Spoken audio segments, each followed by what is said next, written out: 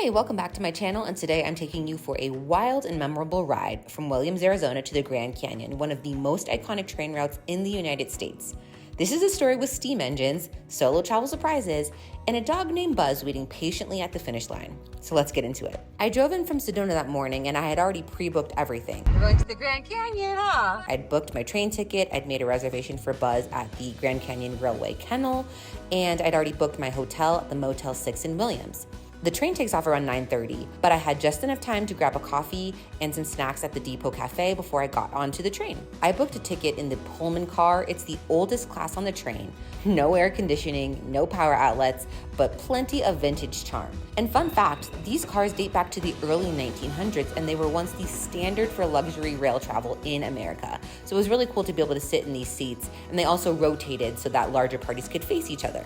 I luckily was able to find another solo traveler sitting right behind me. We struck up a conversation, and we decided we would do the hike together. So we were strolling along, looking at all the views. It's a little bit plain in some of the areas, a little bit boring, but I was listening to music. But about an hour and a half in, everything came to a halt. It turns out that this was Steam Saturday, which means they swapped out the usual engine for a historic steam engine. And guess what? The steam engine broke down. We were stranded in the high desert heat in a vintage car with no AC and no idea when we'd move again.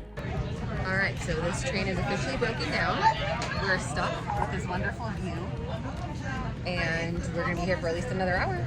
Thank God I brought my solar-powered charger and enough cash for some wine and a snack from the snack cart. And me and the other solo traveler, we decided to do some fun photo shoots so we could kill time. But they're talking about an hour and 15 minutes delay here. There were some musicians that came through the cars trying to kind of make light of everything. When I hear that whistle blowing, I hang my head and cry.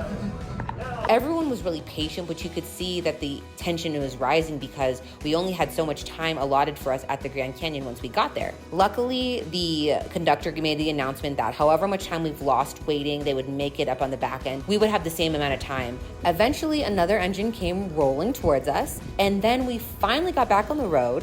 Woohoo!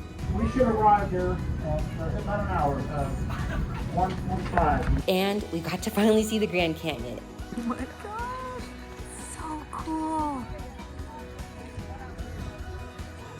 And I'm telling you, when you finally see the Grand Canyon with your own eyes, it is unreal. Breathtaking, almost dizzying, because it's just so ginormous, you can't really comprehend it. Then you look around at all the signs, the history, and you realize how ancient this place is. It's actually really humbling.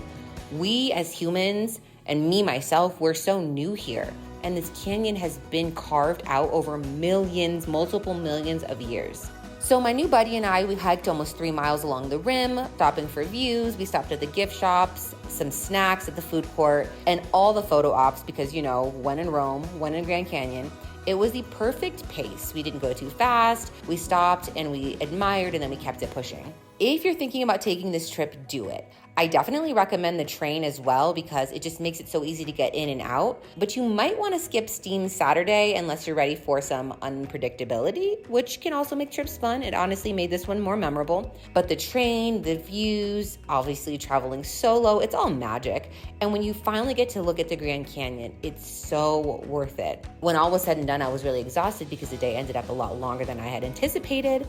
But I got to end the day seeing my very, very happy Buzzy who greeted me. The kennel was perfectly located. It was really, really loud with a lot of dogs barking. So if your dog can handle kind of a lot of stress like that, it's just fine. And what beats everything is gonna just be that convenience. It's right there around the corner from where you get on the train. Thanks for coming along for this ride. I'm always gonna be sharing my digital nomad and solo travel experiences with you here on this channel. And let me know if you would ever brave the Steam Saturdays or take this ride yourself. See you in the next video.